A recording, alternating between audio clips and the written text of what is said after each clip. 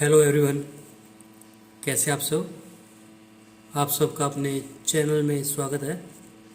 आज मैं आपको एक कहानी सुनाने जा रहा हूँ जिसका टाइटल है कुएं का पानी। तो शुरू करते हैं। एक किसान बहुत परेशान था।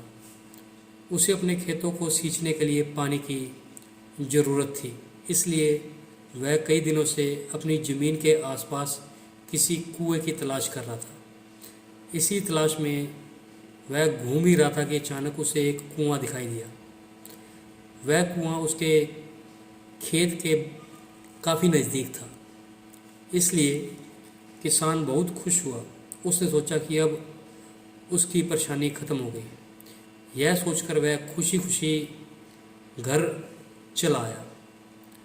अगले दिन वह पानी लेने के लिए कुएं पर पहुंचा। जैसे ही उसने कुएं के नज़दीक रखी बाल्टी कुएं में डाली, वहाँ एक आदमी आ धमका। वह किसान से बोला, यह कुआं मेरा है, तुम इससे पानी नहीं ले सकते। अगर तुम इस कुएं से पानी लेना चाहते हो तो तुम्हें इस कुएं को खरीदना होगा। यह बात सुनकर किसान कुछ देर के लिए रुका और फिर मन ही मन सोचने लगा कि अगर मैं इस कुएं को खरीद लूँ तो मुझे कभी पानी की कमी नहीं होगी और न ही मुझे पानी के लिए इधर उधर भटकना पड़ेगा। फिर क्या था, दोनों के बीच एक रकम तय हुई। किसान के पास उतने पैसे तो थे नहीं, लेकिन वह यह मौका छोड़ना नहीं चाहता था। इसलिए किसान ने उस आदमी को अगले दिन वह रकम देने का वादा किया और घर की ओर चल दिया। किसान के लिए कुआं खरीदने का यह अच्छा मौका था, इसलिए वह इस काम में जरा भी देरी नहीं करना चाहता था।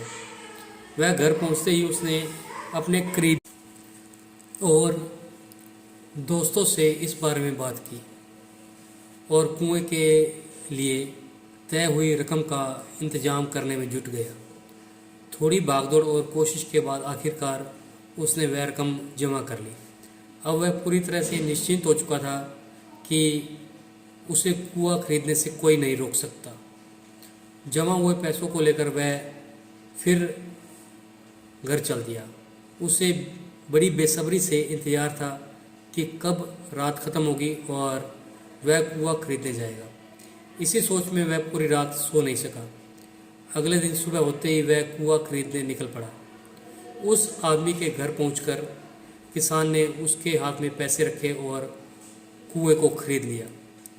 अब तो कुआं किसान का हो गया था, तो फिर उसने पानी निकालने में देरी नहीं की। जैसे ही किसान ने कुएं से पानी निकालने के लिए बाल्टी उठाई, उस आदमी ने फिर बोला, ठहरो, तुम इस कुएं से पानी नहीं निकाल सकते।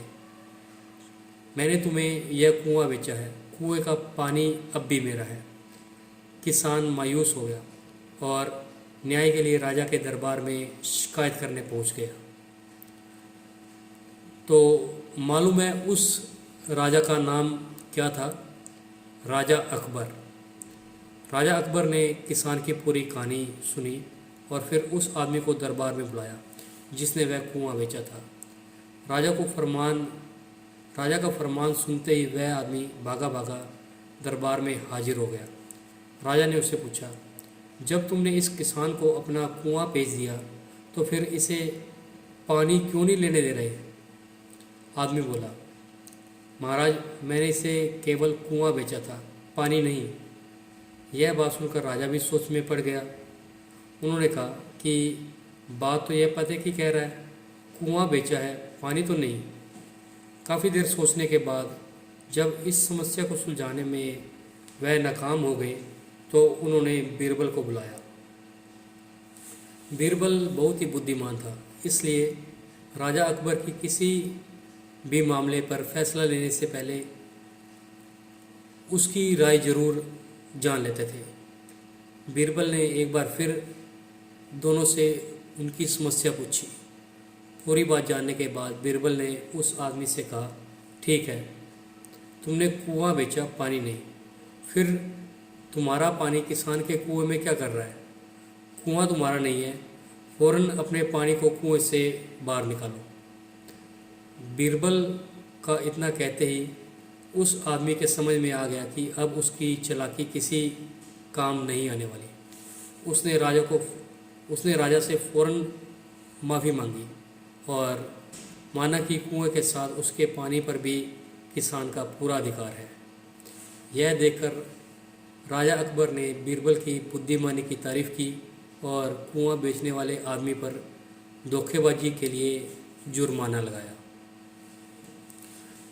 तो किसान और कुएं की कहानी से हमें ये पता चलता है कि अपने आप को दूसरे से अधिक चालाक नहीं समझना चाहिए, साथ ही धोखा देने की आदत से भी दूर रहना चाहिए, क्योंकि कोई भी ऐसा हो सकता है जो आपसे भी अधिक बुद्धि का इस्तेमाल करना जानता हो। तो आपको ये कहानी कैसी लगी? अगर पसंद आए तो वीडियो को लाइक कीजिए, शेयर कीजिए, तो चैनल को सब्सक्राइब ज़रूर करें और बेल वाला बटन भी दबा दें ताकि हम ऐसी कोई और वीडियो डालें तो उसकी नोटिफिकेशन आपको मिल जाए। Thank you.